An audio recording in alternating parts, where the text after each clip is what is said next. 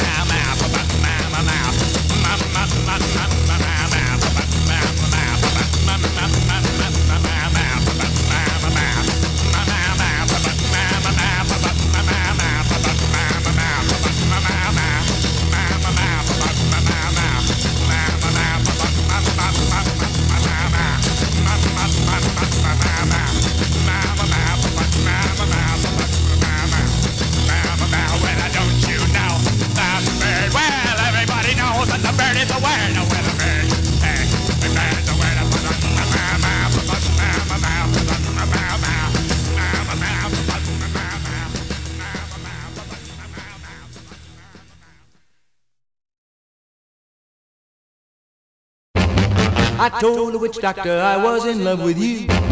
I told. And thank you everyone for coming today. It's a great pleasure to be back. I'm really excited to be back in Waterloo. I haven't been here since, I guess, graduation.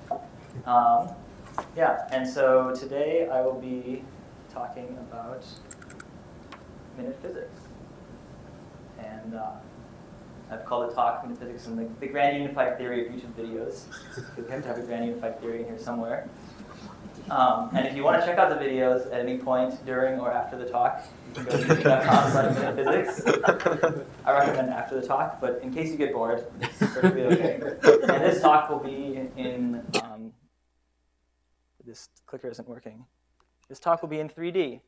No, that's just a stupid film joke because I'm at film school. But this, I'm led to believe this is the first Sci colloquium. So I hope that future Sci colloquia will kind of allow us to converge onto the perfect colloquium and fix all the errors that may appear in this, this first version. So today what we're going to talk about, I'm going to go through a little bit of history and background of minute physics and of YouTube and how it works for those of you who don't know much about it. I didn't know anything about it until about 8 months ago, so I'm just kind of, I'm new to this thing as well. Talking about effective communication on and off the internet. And this is where we'll actually look at some case studies of some videos that are fun and good and some that are not so good, and for various different reasons. And then I'm going to talk a little bit about just a few thoughts on teaching physics that I've kind of come to realize over the course of the last year or so. And of course, if you have questions at any time, don't hesitate to ask, shout out, tell me to slow down or to clarify, whatever you have, please. So, without further ado, a brief history of minute physics. So first, what is minute physics? Well, Neil talked about it a little bit. This is what it looks like fairly recently. It's a YouTube channel. It's basically a page on YouTube that that I upload videos to, and people can watch them. And the videos are all about a minute long, minute to a minute and 30 seconds, plus some stuff at the tail end. And they're all about topics in physics. And let's see what's next. Now the thing is, like this is a very kind of polished and more recent view of minute physics, and the question is, where did this come from? This didn't just appear out of the ether. So it kind of started back before college, but even in college, I was doing filmmaking. This is a Star Wars fan film that I made at Grinnell. And Grinnell was great because it was a liberal arts college, so I had a lot of fun doing things that weren't just focusing directly on math and physics. But it was a lot of fun to be able to come to Perimeter and focus entirely in the Sci course, entirely on physics all the time. As you can see, we were very productive in our physics studies. But more seriously, we did spend a lot of time, and we taught each other differential geometry, courtesy of Manny the Manifold. And I felt safe enough to be able to play around with some animations in my Sci thesis talk, which were really just for show and didn't help that much to explain what was going on. So after I left Sci, I kind of took some time off. I wasn't sure if I wanted to do a PhD or not. I gave a talk at Grinnell College, where I went back there, and gave a talk. And that was kind of, because it was a public lecture, and mainly for undergrads and public, I felt like I had to really boil down. I couldn't talk about general relativity the way physicists talk about general relativity to each other. And so that was really a seed and kind of an inspiration point and jumping off point for Minute Physics that was, at this point, I didn't know it was yet to come. Some of my other inspirations have been, of course, XKCD, which is a wonderful webcomic. If you're not familiar with it, I highly recommend it. And my next slide is blank. Oh, yes. Other things that influenced kind of my thinking before I even realized that I was going to do Minute Physics. Khan Academy is, it's a series of videos. There's there are thousands of them now. It's about a guy named Salman Khan who basically sits with a digital notepad and writes down lectures on all manner of topics in math and physics and biology and economics. And it's a great resource online, free, if you need access to university kind of lectures. But let's be frank, it's really boring. RS Animate has done another great series of little videos. They basically take TED Talks or similar kinds of talks and do whiteboard drawing animations to them. So that was really inspirational to me. I have some issues with RSA, which we'll talk about later, but their style kind of inspired me. And then, of course, things like Radiolab, which is a NPR radio program, which at first glance doesn't seem like it might have much to do with this, but they talk about issues in science and other kinds of critical thinking and really cool stuff. And it's an incredibly well-produced program. It's just a pleasure to listen to and really cool. So those were kind of some big influences or things that I was thinking about when I started Minute Physics. But other than the one video which I made and sent to Neil September a year ago, I didn't do anything with Minute Physics. I didn't know anything about YouTube until I started working for these guys called Freddy W. It's a YouTube channel. They're now the 6th biggest YouTube channel. They have 2.5 million subscribers. And I do special effects for them. I still work for them. And they kind of I just learned by osmosis of being around them because they know the business ins and outs of YouTube like no one else. And that's how they've managed to get so big. 2 years ago, they didn't exist. So now they're huge. So just to give a sample of what that is, I'm going to play just a short clip from one of their videos. And I did pretty much all of the special visual effects in this clip, almost all of them.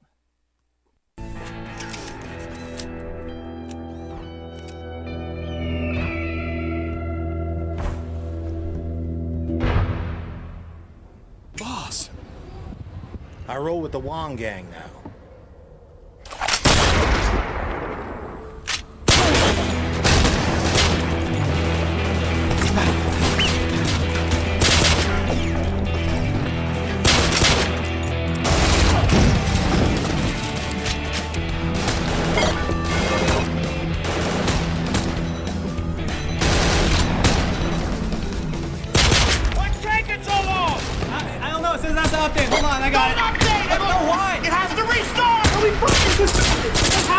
Don't worry about it. I'll buy you some time.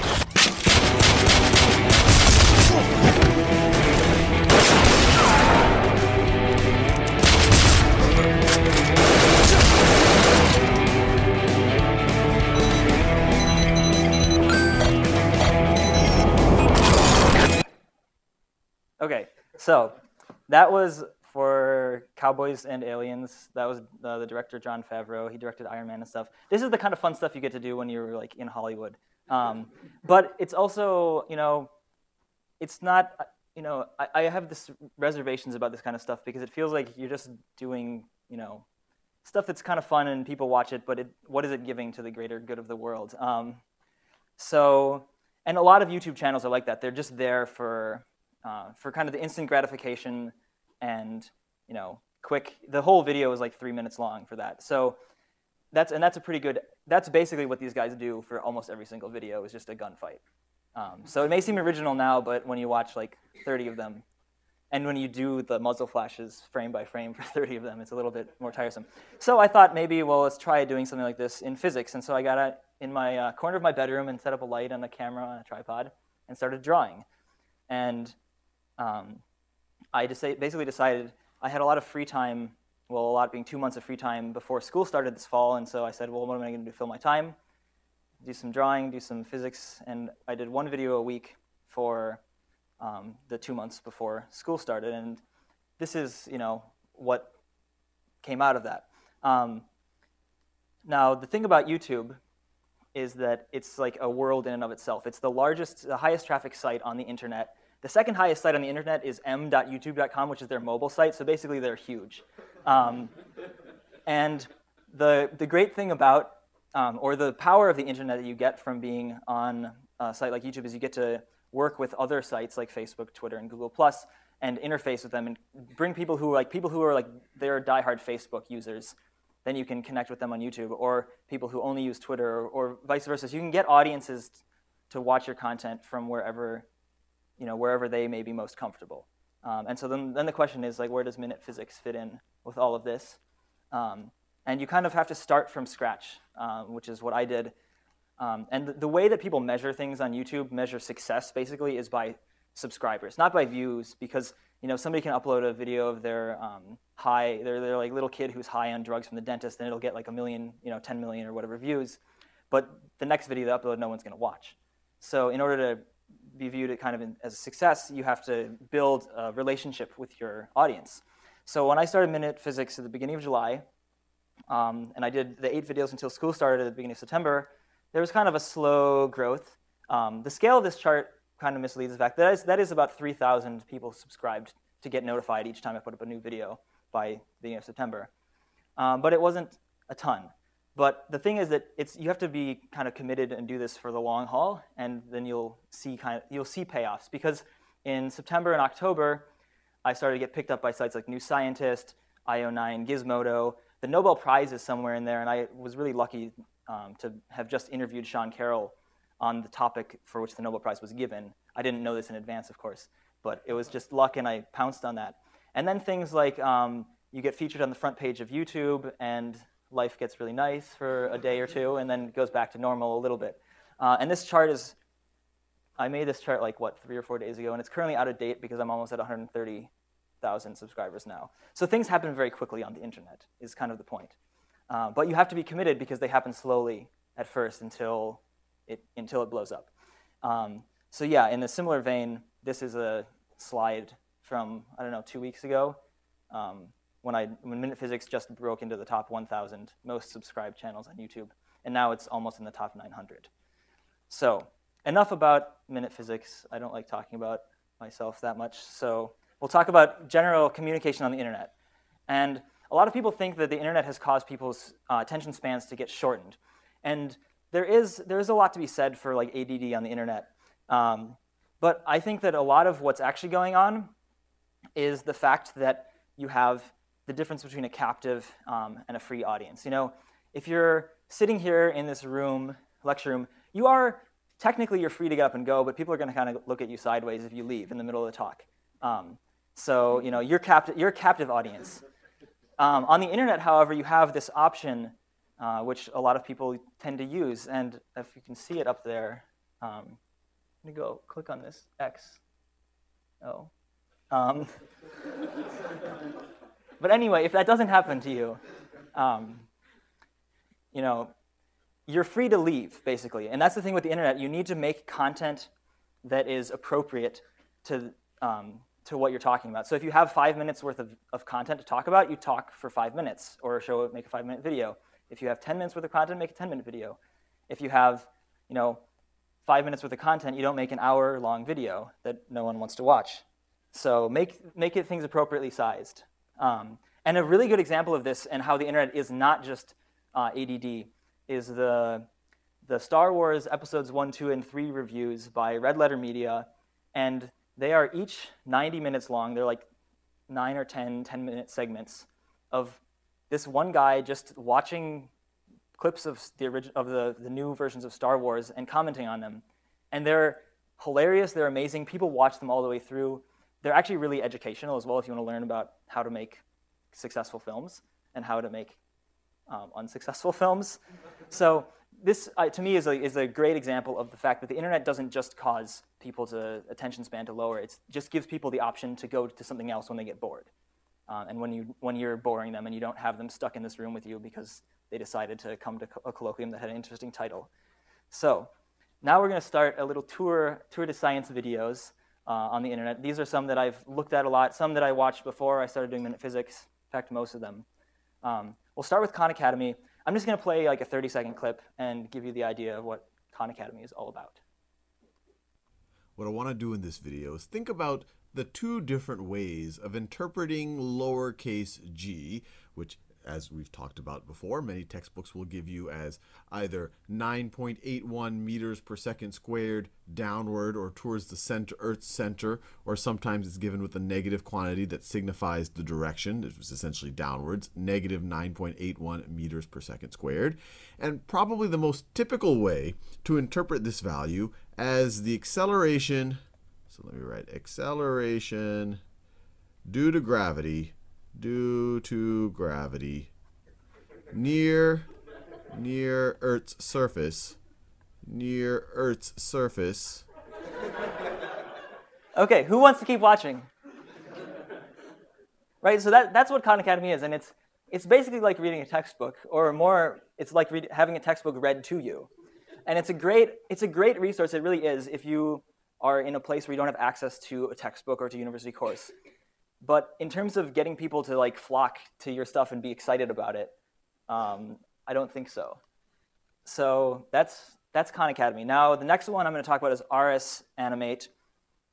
They do these great, really complicated looking infographics to TED Talks or similar kinds of talks to TED Talks that I talked about. So I'll play just a quick clip of one of them.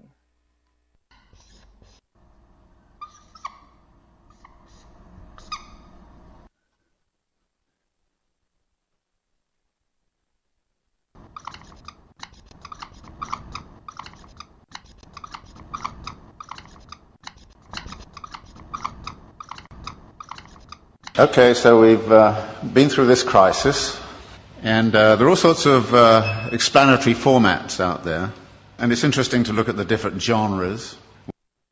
Okay, so that's enough of that. I think you already have seen enough to get the sense that that RSA has a problem of labeling what you see, and it's kind of the cardinal sin of you don't want to read directly off of your slides. Sorry.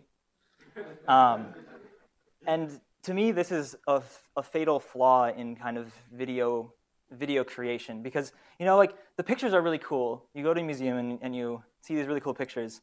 I hear that old piano from down. A really loud radio. But okay, so I'm not giving RSA enough credit. They have songs or sounds that at least are somewhat appropriate to the stuff at hand. But that said, film is an audio-visual medium, and you need the audio parts to actually integrate with the video part and not just kind of smash them together. So to put this in terms that physicists can understand, suppose you have two forces that you think are somewhat related.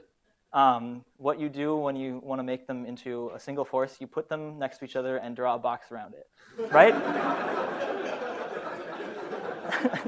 No, you don't do that, actually. So that is that's my view of RSA. And when I look at my videos, when I'm creating them, sometimes I will notice that there is a single shot or slide or whatever that exhibits what I call the RSA effect, which is where the slide, it literally just writes down what you're saying. And I don't think that's useful at all. Like, I would rather just listen to it and not have to bother reading it and hear it read to me. Okay, moving on. Stanford this fall had this amazing artificial intelligence course advertised. And it looked really, really cool, and I was really excited because this summer I got really excited about AI for a little while. And I really wanted to take it, and they were going to be doing this great new thing where it was going to be on the internet. It was going to be like homeworks and tests, and they were going to have lectures available. And it was supposed to be very innovative. And I watched the very first lecture on whatever, October 10th or 11th, and I was pretty crestfallen because it was kind of like watching Khan Academy. And I thought that they put a lot of effort into all of the infrastructure around the course and into advertising the course and promoting it. And then the actual course itself was just like watching a lecture videotaped of the university. Now, I can't say that's for the whole course because I didn't watch the whole thing because I was bored very quickly on, but it became clear to me that they had missed a wonderful opportunity to actually do something innovative here. And so and this is one that less people have heard about, and this was actually after I did Minute Physics, so I had been thinking about this sort of thing for a while. And I really was disappointed because I wanted to learn artificial intelligence in a really cool, creative way. Okay, so the last thing I want to talk about in terms of these Tour de Science videos is Perimeter's own Alice and Bob. They're created by the Outreach team, and I think some of the Outreach guys are here, so I don't mean to like go into full analysis, but it's really, I think it's important to like talk about this stuff scientifically and try to figure out what is going on with these videos. So first, I'm going to play one of the videos. Let me say one fact about them is that I was talking with the Outreach guys this morning, and they said that they had just put them all up on YouTube, all as a bunch. There are like 9 of them, sometime in the last year or two. And just kind of let them sit there. And I think by this point, some of them have gotten about 1,000 or 2,000 views. But they didn't really, they didn't accelerate anywhere. And I think I know some of the reasons why. Let's watch one first, and then I'll talk a little bit more about that. Let me make sure this isn't too loud.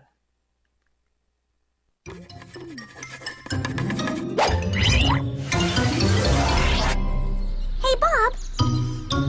I've been wondering how this tree can exist.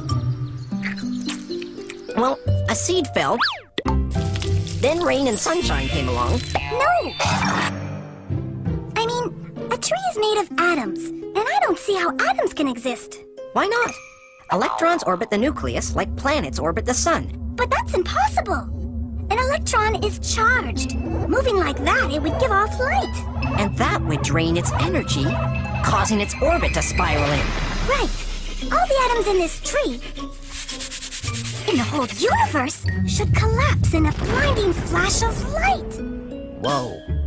I think we're gonna need more powerful ideas to understand how atoms can exist. Maybe quantum ideas.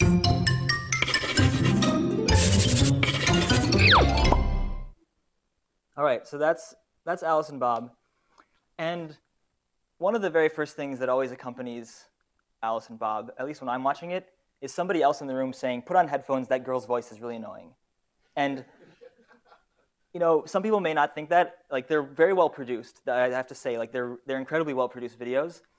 But if everybody who hears the girl's voice thinks it's annoying, it's a problem. And so that to me is the very first striking thing about them. The other thing about them, in terms of the video content themselves, is and they're very clever videos. I think one of the issues that I have with it, and maybe this is just a personal thing, I feel like the goal of them is to get people really interested in the physics, but they don't there's not a whole lot of teaching going on in the videos. It's much more of like a grabbing out and saying, "Come and let's watch more." And I think that is it's a valid approach to do, but then some of the question is, well, what's next? Because there needs to be something for them to be connected to. And there's a little bit of teacher outreach material, I believe. And we were talking about ways of improving this. I was talking with Rich this morning. The other thing about it is that you have to know a little bit about the way YouTube works and the way you build an audience. And you don't build an audience by putting 10 videos out and letting them sit there. What a better way of doing that, of building an audience is to put out one video and like send an email to some friends or to some science bloggers or whatever and say, hey, check this out. Do you think you might think it's cool? And then another week later, you put out another video and do the kind of the same thing. And maybe some of those people liked it and they subscribed and they'll get notified when your new video comes out, and it kind of grows. And you do it, for 7 or 8 or 9 weeks. You remember the graph that I had of minute physics, down along the bottom here? It took a long time before it started going anywhere. But you're basically building a relationship with your audience, a commitment to them saying, look, I'm going to create this content that you like, and I'm going to give it to you, week after week, and in return, you're going to watch it and enjoy it. So, and that's one of those things where if you just put out a whole bunch of them all at once, which I know that the goal at the time for Perimeter was not to like make a big YouTube channel. It was kind of just to have them online so people could watch them.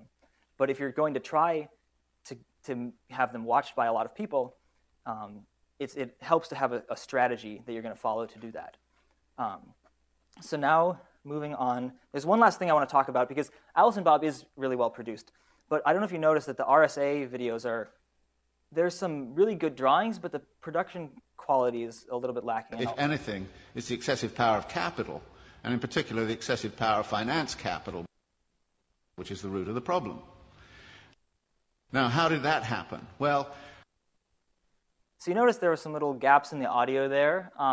The audio quality itself is pretty bad. It's probably recorded with a microphone like the one I'm wearing at a talk like the one I'm giving, which it makes for good quality content, but the sound doesn't sound quite good. When they cut it up and leave those periods of silence, even though you may not explicitly notice it, it distracts you. It'll unconsciously, it takes you away and you step back from the video as a whole. And what it speaks to is the fact that they are having difficulty fitting these huge, complicated drawings into like 2 words of the guy's speech. And what they really should have done is figured out how to draw it without drawing all the stuff and fit it to the speech. So in a similar way that Alice and Bob have good production value, and PIs, there's the Quantum Tamers, has a very high production value. I'm going to take another look at another video that has series that has good production value, which is Brian Greene and his work with PBS and Nova. I think the most recent one is called The Fabric of the Cosmos. I'm going to show you a bit of the trailer to give you a sense of what that is about. Lying just beneath everyday reality is a world we hardly recognize. A breathtaking world where much of what we perceive about the universe is wrong. What if you took all this stuff away? A world where the void of space is not nothing, but something. A world where time can bend and flex. Why do we only see events unfold in one direction? Why don't we ever see them happen in reverse order? According to the laws of physics, this can happen. Okay, so that's kind of a little picture of what Brian Greene does. I'm just going to show one last little bit, cutting later into the trailer. It's a vision of the cosmos grounded firmly in science, but one that stretches the imagination. Is the three-dimensional world an illusion? What is space? We actually still don't really know. This looks familiar. Now, I think they probably threw more money at it than I did. But yeah, it's not a particularly new way of explaining physics, and also they both of them, and I chose a horrific coordinate choice. But anyway, this is really shock and awe science teaching. It's intimidating. It makes it feel inaccessible, because when the scientists themselves, who are the supposed experts, say quantum mechanics, no one understands it. That is not a great way of trying to convince somebody they should make an effort to understand and learn quantum mechanics. So, it's kind of like this this bit of, I think this is from A Serious Man, of how do you teach physics? And so,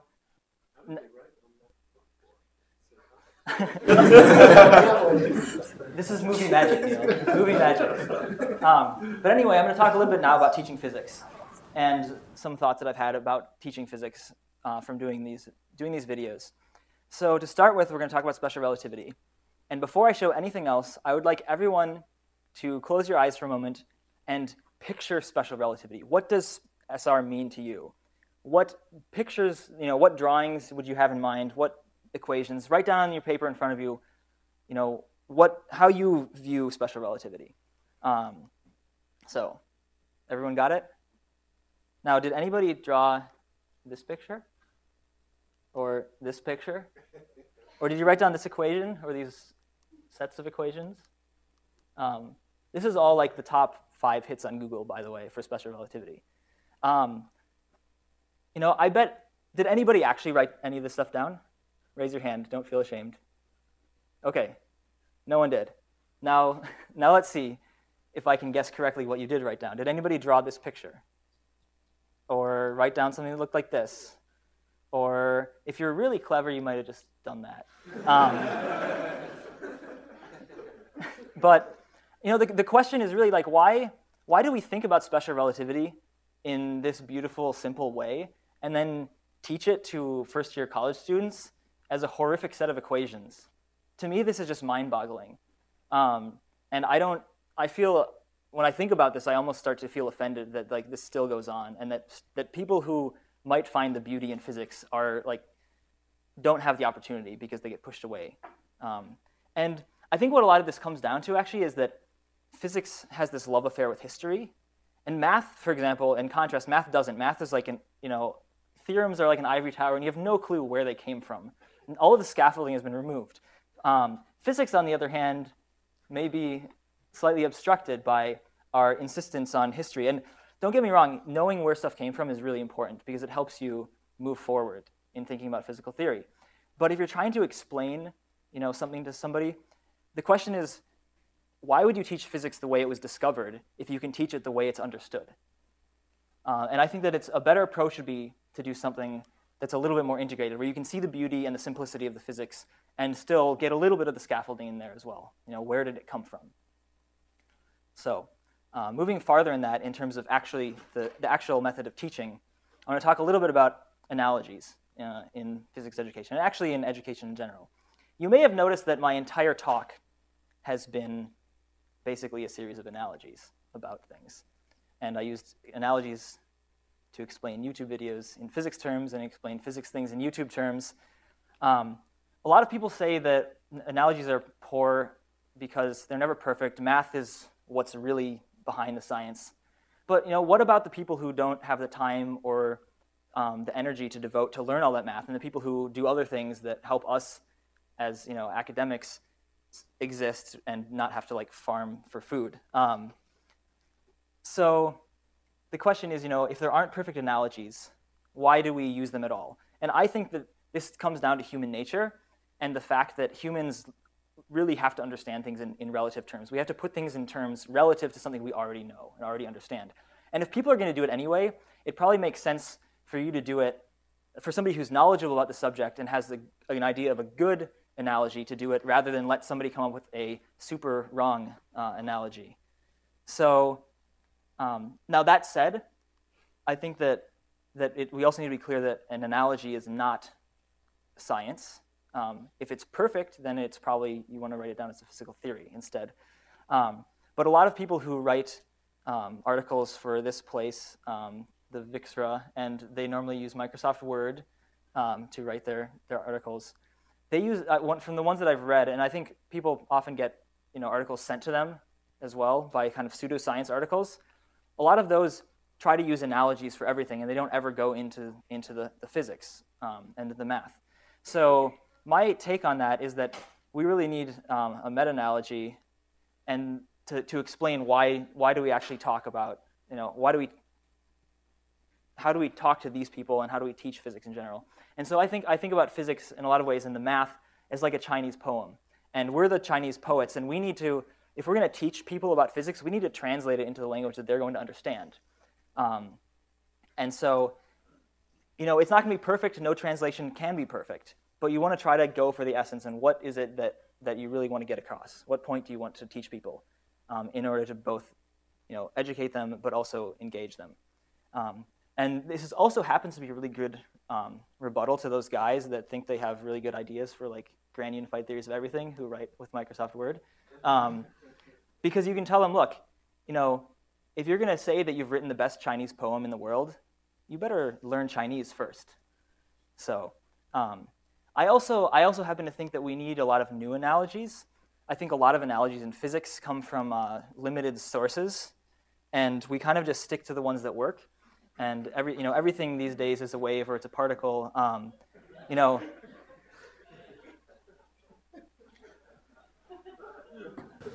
So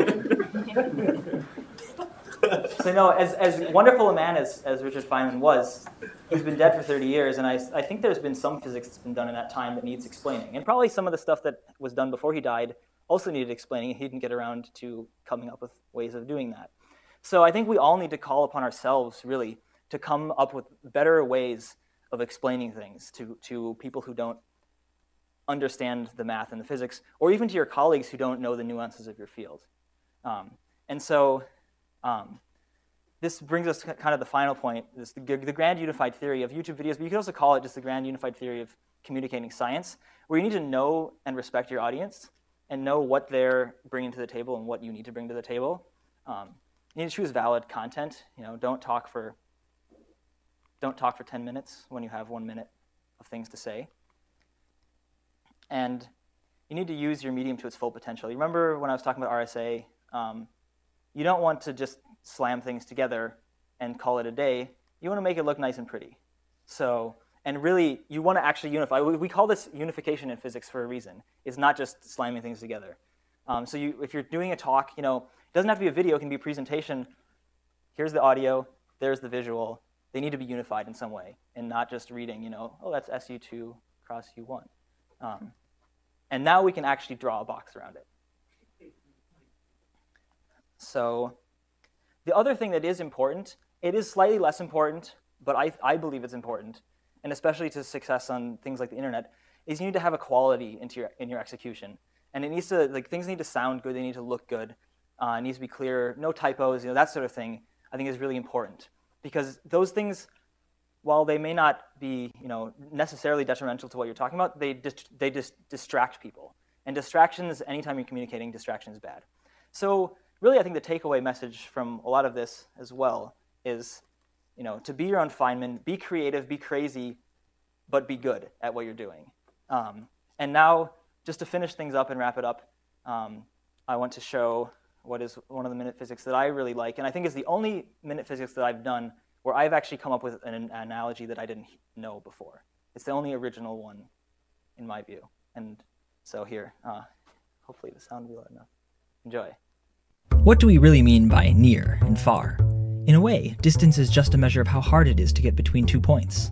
The harder to get from here to there, the more distant there is. This makes thinking about distance in multiple dimensions easy.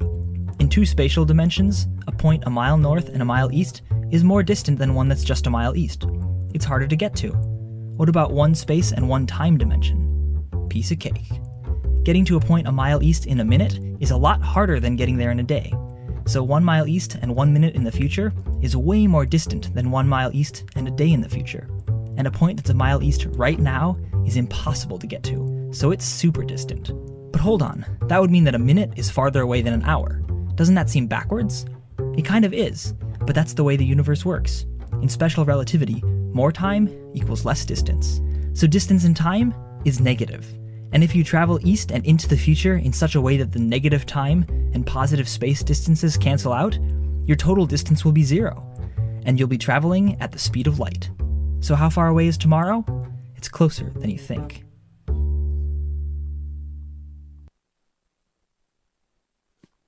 Thank you very much.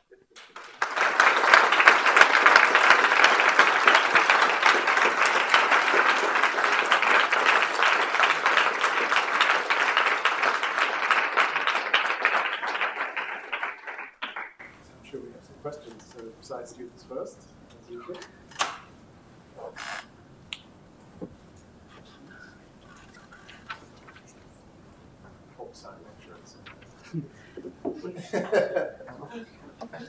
Go ahead.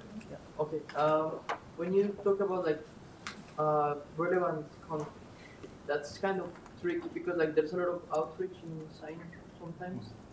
And well, I mean, sometimes they make really strong claims that can confuse people. They try to explain some of the most advanced things in physics in terms that are so simplistic that people end up being really, really confused.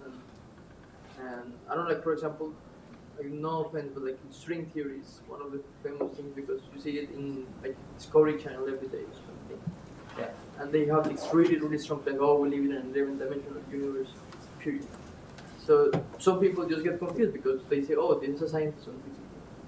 Yeah, actually, that's one of the things. Like, I have very much shied away from doing anything on string theory yet because I'm not sure how to approach it, and I want to make sure if I approach it, I do it in a good way. And that is one of the issues of doing science outreach is that you need to present things in a way that sounds authoritative, but somehow still get across that it's science and that things may, eventually be shown to be slightly different from what we expected. They're not necessarily wrong, they're just not 100% right.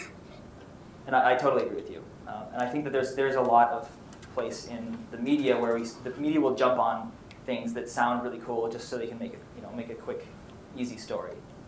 And if you're gonna be part of the science media, you need to try to avoid that. At the same time, it's very seductive to try to jump on that bandwagon and do things. But the only one that I've tried to do with this is the Nobel Prize one and that was just luck that happened to have already had that recorded. So, you have a question? Who's your audience? I mean, who are you aiming to educate? Like, are you aiming to educate like high schoolers and middle schoolers, or like people just who are going to decide how much funding you're going to get? Well, I mean, the funding is decided by how many people who watch the videos. So ultimately, I would love to be able to have these videos understood at some level and be entertaining at some level for anyone from probably middle school through 50-year-old, educated in science, uneducated in science. And from the kinds of responses that I've gotten on YouTube, I think that it's moderately successful in that. I have people who, like Tibro, who likes to watch them, and people who are 13 years old and don't know anything about physics and math who also like to watch them. And I try to put little things in there that, it's kind of like when you watch the movie Shrek. It's a kid's movie, but there's a lot of adult stuff in there that people don't notice until you're an adult and watch it, right? There's all these innuendos that you don't get when you're, 13 years old, or The Lion King. Well, I don't know how old people were when they were watching these movies, but in the back. Hi.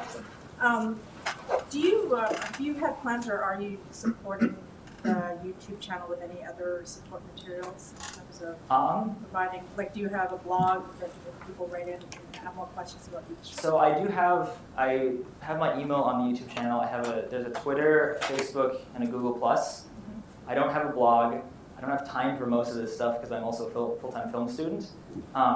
YouTube is one of the things it's worst at is actually linking to things outside of YouTube. And there are ways of getting around it, but you have to have a really good reason, and you have to know somebody inside of YouTube to do it, to link directly from the video. If you want to link from the description, that you can do that, but it's really, no one reads the description, so it's hard. Unless you literally say in the video, links in the description below, click on them to find out more. I think it would be great to kind of connect some of this stuff with larger materials. What I normally have kind of had to resort to doing these days, if people write with more questions, if it's a simple question, I'll answer them.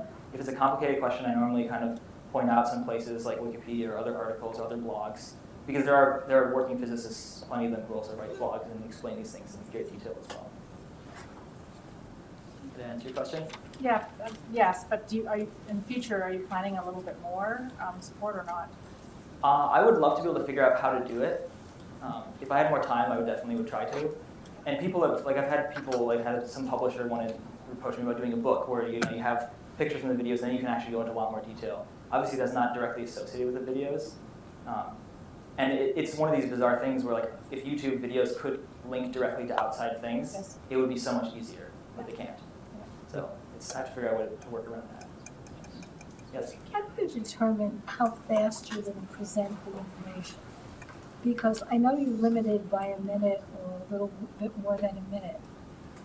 But I know that as a non-scientist, I was having trouble processing and thinking about the information that was being given. And so the question is, how do you determine pauses and time of presenting information? One of the best ways of doing that is I show it to my roommates who aren't scientists and ask them what they think and whether the places that they felt lost. Another thing that a lot of people say about it, and I don't know if this is a flaw or a good feature, but people sometimes will watch them twice or 3 times because they can get more out of it or they can get it in doing that. You might say, well, why don't I make them 3 minutes long then? But I feel like part of it is the fact that it is kind of dynamic and fast-paced, and if you slowed it down, it might become more like Khan Academy, and people would stop being interested. So, but it's definitely a good question, and it's something I struggle with because obviously I can't step back from it and look at it in a critical way, unless it's really, really, a really flagrant problem. Very nice talk, Henry. It's good to see you.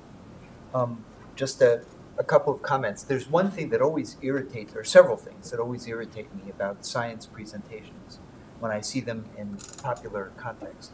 One of them is music in the background. When a poet is talking, or when an economist is talking, or when a politician is talking, they don't have music in the background because what they have to say is assumed to be significant, and you don't need to be entertained at the same time that we're talking about something important. And whenever I turn on the TV and see some program about science, there's always jazz and music and something in the background. I like the music very much, and I find that really irritating because I want to listen to the music and I stop listening to the science. Or I'm listening to the science and then I'm frustrated and not listening to the music, but I can't do both. And I take this as a kind of denigration of science. It's sort of, science is really boring unless we add music to it. Okay, which I don't like. Okay, that's one issue. Second thing is, partly what Jesse said, is the fact that when there's something really interesting to watch, it often is jumping around too much. For example, if I look at a Weather Channel program about a tornado, I think tornadoes are absolutely fascinating. The fact is they're not understood. Nobody really understands how they work. And it'll be really interesting to see a continuous film of a tornado lasting for, say, 3 minutes or 2 minutes, and watch it evolve very slowly. Okay? But you can't. When you turn on the Weather Channel, it goes, bzzz, that's it. It's cut off. Just when you're really getting interested, it's cut off and it jumps to something else and then it jumps to something else. It's very frustrating, but that seems to be the Sesame Street pace at which things go.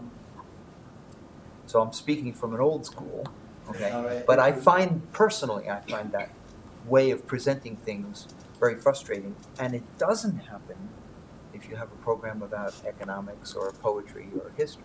It doesn't jump like that. So there's an implicit statement of, I apologize for talking to you about science. I have to keep jumping to keep you interested.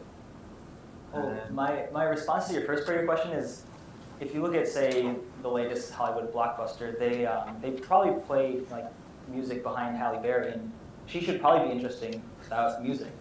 And music, and I can sympathize with you because I, as a musician, like I get just very distracted by music. Like I can't work with music on. I have roommates who listen to music all the time. I cannot work with music on. I get distracted because I want to like listen to the music and play along with it. But at the same time, music is one of those things that can really unconsciously kind of tie things together in a way and give something a tone that it doesn't have otherwise. And one of the best examples of this is actually when I showed one of my videos to one of my roommates, and he watched it and said, I don't know, it doesn't really feel right for some reason. And I played it back to him again with the music, and he said, oh, well, what's different? It's just so much better. He didn't notice the music was even there. He's not like you or me. He doesn't notice these things, but he felt different about it, and he felt like it actually had this a certain tone to it. But obviously, it's an issue, and so I try to keep the music kind of lower. It's also really hard because with the bass just is at the low frequency end. On speakers like these, it can be really loud, and on your laptop, you won't hear it at all. So I recommend you watch Minute Physics on your laptop. And an answer, let's see, your second question, Neil and I were actually just talking about this morning, doing longer versions of these videos. So hopefully that will be in the works. Yes. So to what extent you think it's important to make these videos self-contained, and to what extent can you have the next one build on the last one? I think that they should be each one should be self-contained as a story. It may require information from previous videos. I don't want to go to the extent that might be done in Khan Academy, where it's like you can't jump in the middle and and understand anything, right? On some of those, you really have to have watched I don't want people to have to in order to watch this video, they have to watch these other 10, because they're gonna just not watch them. And it'd be better to have somebody watch this video and get excited about it, and then go back and watch the 10 because they're excited about it. It's a tricky thing to do. All of this is really, I struggle with a lot of it because it's really hard to boil these concepts down into a minute. Try to make them accessible to people who don't know any physics, and entertaining people who know way too much physics, and then have them stand alone to some extent. But one of the big reasons to have them stand alone as much as possible, and they can possibly link to other things, but a big reason to have them stand alone is because of the way that YouTube and the internet work, is that people will very often see a video they like and send it to their friends. And those friends will not have watched the other ones, even if this person has. And that's the way that videos, normally on the internet, single individual videos get big, and each one helps the underlying kind of network of the channel get a little bit more growth. So unless you're really lucky, I don't know who it was at YouTube who liked my videos, because they put 4 or 5 of them on the front page one day, and the very top. But normally there'll just be one video of yours every once in a while that gets really, a lot of views. So that's just from a purely that's just because of the way the internet works. Can I ask a question? Yeah. Describe a little bit about the demographics of the people who are watching. Oh yeah, so the demographics, it's about 80% male and 20% female. I don't actually know how that compares to the internet as a whole, but and then on the male side, it's pretty much flat. There's no bump. People expect there to be from the 17 to 35 to be the main demographic. On the male side, it's flat until you get to about 50, 55 years, and then it just kind of drops off. Which I think is interesting that people are interested across all ages on the male side. The female side is also flat until 55, except for the 13 to 17-year-old girl range is twice as big as any of the other ones. My first interpretation of that is that's the biggest demographic on the internet of women. So the question is, I don't know the exact numbers, so I don't know whether there are more girls watching these than average on the internet, or less. So I need to look into that and figure it out. But it's interesting that it's flat across everything except for those young girls. And Neil and I talked about this, and the potential that maybe young girls are interested in physics, and something that goes on as they go through college or whatever turns them away. Rob?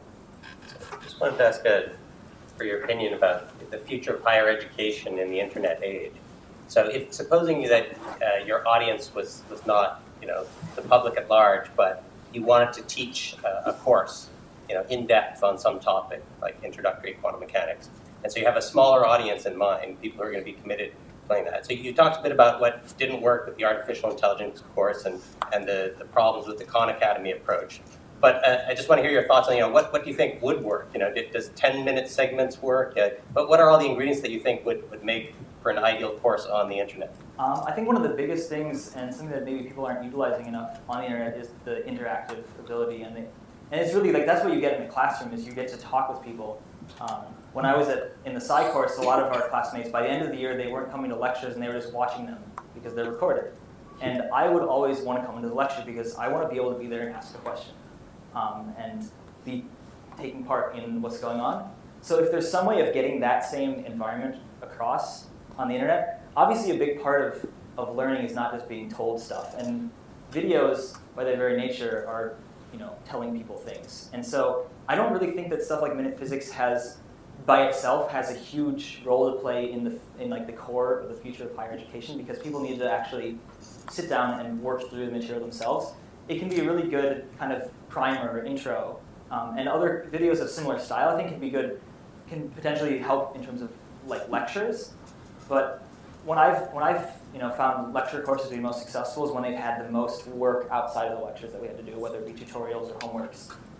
In college, for me, most math and physics classes had one problem set per week, but you have 3 lectures per week. So you really kind of miss out on a lot of the material. And the courses that I learned the most in were the ones where we had a problem set due every single class, and we had a problem set for every single lecture. And the same with Perimeter. When we had like tutorials after every single lecture, you actually start to work through the material yourself and figure out. You need to find your own understanding of it. So the big answer, I guess, is I don't know how, but I'm definitely trying to think about it. And it's going to involve some sort of integration of all sorts of different things. It's not going to be just videos or just chat rooms or just this or that. It's going to be some sort of clever integration of everything.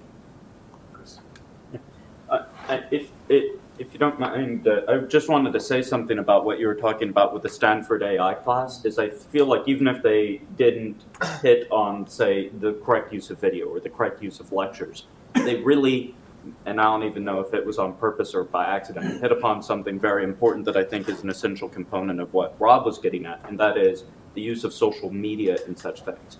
Like I remember when I wasn't taking the class, but while it was going on, like there would be days where there would be a homework assigned, and the majority of my Google Plus feed was people talking about this homework and like sharing, lists of other people in the class who had gotten this part of a problem and had a brilliant way of explaining it to everybody else. And it was, to some degree, I felt almost like I was a part of the class just by osmosis, because it was decentralized in such a way, people were using these tools to communicate about the class.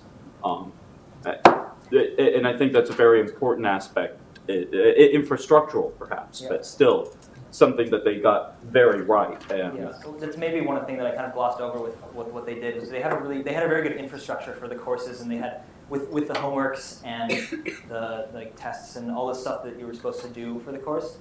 The big thing that struck me was that the videos seemed very disconnected from that. It wasn't very well integrated, and the quality and appearance of the rest of it was very good. And then you saw that the logo they had was really professionally designed, and everything looked very nice. And then the videos you got were not so nice. So, and I totally agree with Chris that social media, basically it's the same as having a discussion. It's like when you go with your friends or classmates after class and study your work. So the question ultimately I think is going to be is it more productive to study with other people on the internet or with other people next to you?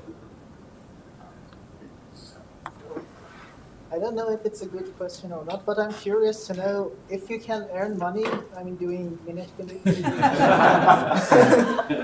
No, it's a very good question. I ask myself that a lot. Yes, you can. YouTube in general, you can. They have. If you see a video with ads on it, the person who uploaded that video is making money off of it. It's not very much compared to like cable TV. Companies don't value, advertising agencies don't value the internet as much as they value things like television. Hopefully it's going to be moving along and getting more lucrative on the internet. I wish that it were more lucrative because then I could have less videos with ads on them, because I think the ads can get in the way, but at the moment it's a way of me being able to continue doing this and justify doing it while I'm still a full-time student. This is my part-time job outside of school. How much time does it take? I've been telling people on average like 12 to 14 hours, but really by far the biggest and longest part is writing the script and figuring out what I'm going to say and how I'm going to approach these topics. And sometimes that will be like I'm riding my bike and I'm thinking about something, and I suddenly have an idea of like, oh, that's a way of explaining it, and then I have to kind of develop that as like I'm cooking dinner or whatever. So like there's these things that I don't count in the time of 12 hours, but like the 12 to 14 hours is really like sitting down and writing, and then all the rest of the production of it, and including like putting it on YouTube and doing all the nonsense that you have to do to connect it to all the social media that takes a lot of time, but it's crucial. You have to do it. Yes. What's next for Minute Physics, and might you have any other science communication projects brewing or forecasting? Yeah, I've been thinking about a lot of things. I'm talking to Neil about some possibilities with Perimeter. I would love to be able to have time to branch out and do other areas of science. I'm particularly passionate about climate science, ecosystem science, and earth science, that sort of thing. That's Minute Earth, basically. It's kind of what my next goal would be, to do something like that. And I've been talking with some people from YouTube or who used to be at YouTube are now running their own company about how to start kind of a broader network of things. So if anybody here likes to draw or likes to write or likes to boil topics down in some area, maybe math or something other than physics, because I feel like I'm working on that a lot. I'm looking for, or if you know people, like I'm definitely always open to people who want to do this kind of thing, or even to at least take a stab at it. And you don't have to be able to do everything. If you can write, that's great. If you can, draw, that's great. If you can do the social media stuff, that's great as well. So ultimately, if this gets bigger than just me sitting in my bedroom, which hopefully it will, then it'll require a lot more input. Because one of the things about Khan Academy is really he does almost all of it himself, and it's amazing how much he's produced. But it's because he just sits down and reads out of a textbook basically. So I'm hoping to, if it expands, I want to make sure that it all is still of the same kind of quality. Can I make just a brief comment about climate science versus teaching other science? Go for it. The difficulty with teaching climate science is that you have an opponent who's teaching anti-climate science. If you're teaching fundamental science, you don't have an opponent. There's no one who's presenting material that contradicts your material. Climate science is a particularly difficult science because it's fraught with politics. And in fact, the opponents have made fantastic progress in the last just about 1.5 to 2 years. If you go back to 2 years ago, the number of people who believe that climate science and the Earth's climate and so on, this is a very serious issue, was on the order of 70%. And now the number of people who believe that it's in the U.S. It's in the U.S. Okay, the number of people who believe that the climate issues are serious is well below 50%. There's been tremendous progress in the people who are anti-educated. So if you can make progress, I would be fantastically delighted. I'm very aware of all of this sort of thing, and my father is in fact a climate scientist. So I've been thinking long and hard about ways of doing it without, because there's the balancing act of do you try to be tiptoeing around because you're worried people are going to yell at you because it's political, or the value of saying, look, this is hard science, this is just as real as the theory of electromagnetism, the theory of general relativity, and just sticking it out. And so I think that those are people who do climate science, both research and media coverage, have to grapple with that all the time. So yeah, I'm very wary, and if I'm going to do it, I'm going to figure out the best way. So if people have thoughts on that, please let me know. Yeah. So to get specific though, and maybe not as political, have you ever done a video, a minute physics video that overlaps with an Alice and Bob video in terms of the topics that it covers? And could we use that as a case study to see what's different between the two approaches? I'm trying to think if there are any of them that overlap. There was. I mean, there's the ultraviolet catastrophe. Yeah, there's a gravity one that they do, like why wasn't the moon fall down? And I did a gravity one, but I talked about it in slightly different, in much more general terms.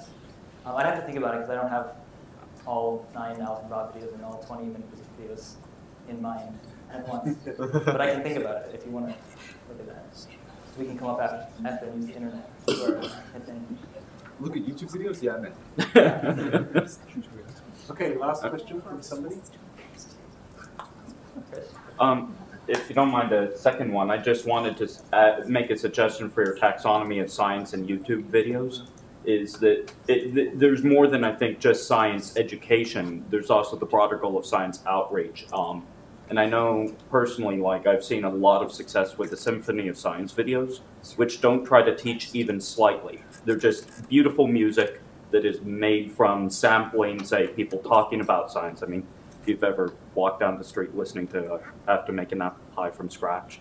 But anyway, but that still is, I think, a very valuable part of doing science outreach is to say, you know what, let's just make something where we appreciate the beauty of the world. Yeah, and I mean, it's not teaching moments, but it's still very valuable. And I think that sort of thing is more about teaching people to look around them and be curious, even indirectly. Like if people are amazed, can kind of get an appreciation for how amazing the universe it really is, or how amazing life really is, or how amazing probably the fibers in this carpet really are when you look at them. Yeah. I think that that's the sort of approach that you really want to go for. So yeah, I think that's the thing. It's great as well. Good. Let's thank Henry again.